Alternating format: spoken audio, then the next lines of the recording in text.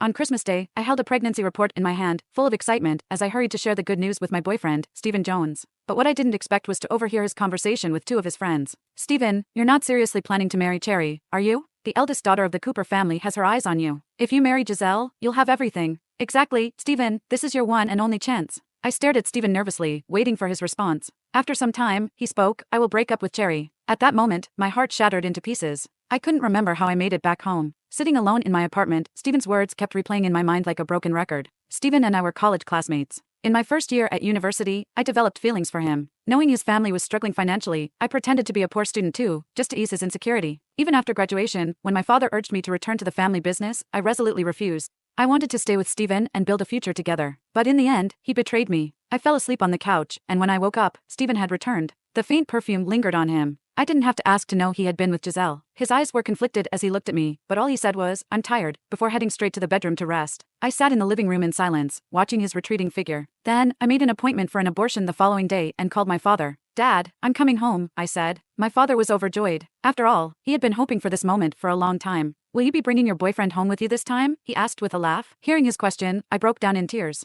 My father was alarmed by my sobs, repeatedly asking what had happened and offering to come to me immediately. But I refused. I assured him I would handle everything before returning home. After hanging up, I packed my belongings and left a note for Stephen. The next day, I went through with the procedure. The sympathetic gazes from the nurses cut through me like knives, but I forced myself to stay composed. As I lay on the hospital bed afterward, my phone rang. It was Stephen. "Cherry, where did you go?" His voice was laced with anger. "What does your note mean? Are you breaking up with me?" I let out a soft laugh. "Stephen, isn't this what you wanted? You chose Giselle long ago, didn't you?" My words silenced him on the other end of the line. After a moment, he lowered his voice and asked, "How do you know about Giselle?" Hearing I didn't answer, Stephen anxiously said, "Cherry, it's not what you think." I chuckled coldly, then ended the call. I no longer had the energy to entangle myself with Stephen. I called my father again to confirm my return. This time, he came to pick me up personally. When he saw me, his eyes refilled with pain and concern. I could see the pain in my father's eyes as he brought me back home and urged me to rest. During this time, he took great care of me, and little by little, I began to move on from Stephen. But one day, while scrolling through my social media feed, I stumbled upon a post that stopped me in my tracks.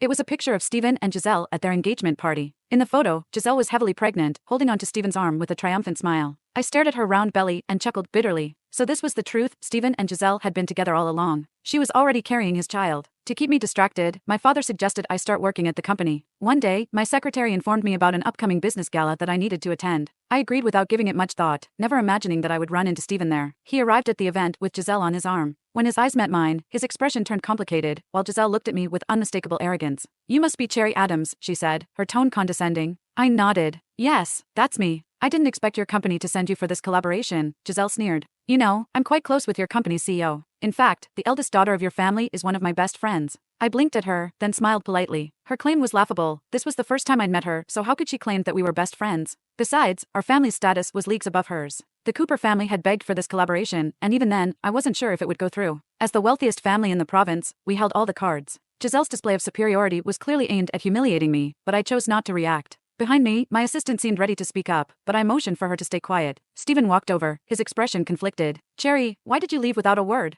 I smiled faintly. "I was just making space for you and Giselle." My response made his face darken further. "Cherry, you know I came from the countryside," he said after a pause. "If I want a better life, I have to hold on to someone like Giselle." I nodded. "You're right. Your choice makes perfect sense." My calm acknowledgement seemed to unsettle him even more. "Cherry, after you left, I went looking for you," he said bitterly. "I know you went to the hospital." "Stephen, I'm grateful," I interrupted him coldly. "I realized back then that you weren't the right person for me. Walking away was the best decision I could have made. Otherwise, I'd probably end up being used by you until there was nothing left of me." My words struck a nerve, and his expression turned even uglier. I handed the rest of the evening's matters to my secretary and left the venue without another word. After I left, my secretary reported that Giselle continued her high-handed behavior, even going as far as publicly claiming to be my best friend. I laughed at the absurdity and instructed my secretary to tolerate her for now. As for the collaboration, as long as I'm here, it won't happen, I said decisively. That evening, Stephen called me. "Cherry, let's meet," he said. I rejected him without hesitation. "Stephen, there's nothing left for us to discuss." "Stephen, there's nothing left for us to discuss," I spoke coldly, my voice devoid of emotion. But on the other end of the line, Stephen responded quickly, "Cherry, you wouldn't want the collaboration between our families to fall through, would you?" I laughed at his words. Did he not realize that whether or not our companies collaborated was entirely up to me? Stephen had no leverage in this matter. What I didn't expect was that after I rejected him, he barged into my office the very next day. Mr. Jones, I said coolly, isn't it rather impolite of you to storm into my office uninvited? I gestured for my secretary to leave, leaving only the two of us in the room. Stephen's eyes reddened slightly as he looked at me. Cherry, when you left, I went looking for you. Did you abort our child? His voice trembled with anger. I stared at the fury in his eyes and laughed, incredulous. So this is why you're here? I said icily. You want an answer? Fine. I didn't want my child to grow up without a father. Does that satisfy you? My words seemed to drain the color from his face. Cherry, you and I both came from nothing. You know how hard it is for people like us to climb up the ladder, he said. I agreed to marry Giselle, but I never intended to give you up. His declaration was laughable. And what's your point? I asked, my voice cold and unyielding. Cherry, I still love you. I don't love Giselle, he said. If you come back, we can still have a future together, even have our child. My marriage to Giselle is just a stepping stone for us. Hearing his shameless justification, I couldn't help but laugh out loud. Leave, Stephen, I said, pointing to the door. He looked at me with desperation. Cherry, do you even know how close Giselle is to your company's boss?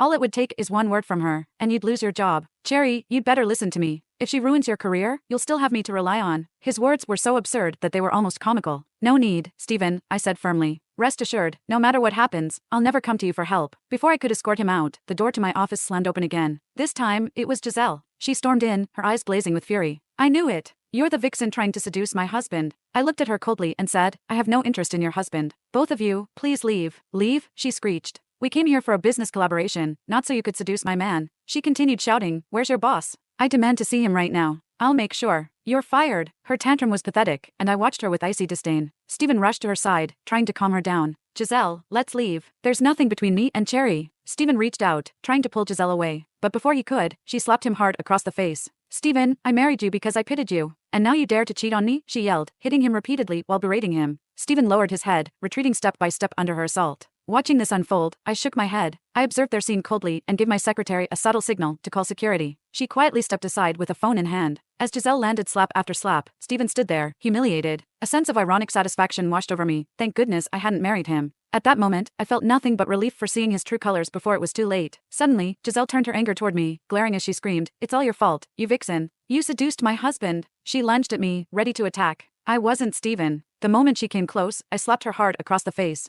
The slap echoed in the room. Both Giselle and Stephen froze in shock. Recovering first, Stephen grabbed my arm, his voice rising in anger. Cherry, what are you doing? Do you realize you just hit Giselle? You could lose your job for this. He glared at me, demanding, apologize to her now. I smiled faintly, pulling my arm free. She came at me first, I said calmly. Giselle, livid, screamed, I want to see your CEO. I'll make sure you're fired. She stared at me fiercely and shouted, You're dead, vixen. Her rage amused me, but I shook my head. My patience with these two was running out. Cherry, stop this nonsense. Stephen scolded. You don't know, do you? Giselle's best friend is the daughter of your company's boss. One word from her, and you're out. I narrowed my eyes at him. Are you sure about that? Last time I checked, I was my father's only child. When did I get a best friend? Moreover, if I were really close to Giselle, wouldn't she already know who I am? Just then, Giselle turned to my secretary, barking orders. Our family came here to collaborate. If you don't fire this woman today, we're pulling out of the deal. Understood, I said abruptly. She paused, looking smug, but I continued, from this moment on, the Adams family will never collaborate with the Cooper family again. Turning to my secretary, I added, spread the word, all business dealings with the Cooper family are terminated immediately. Yes, President Adams, my secretary replied crisply.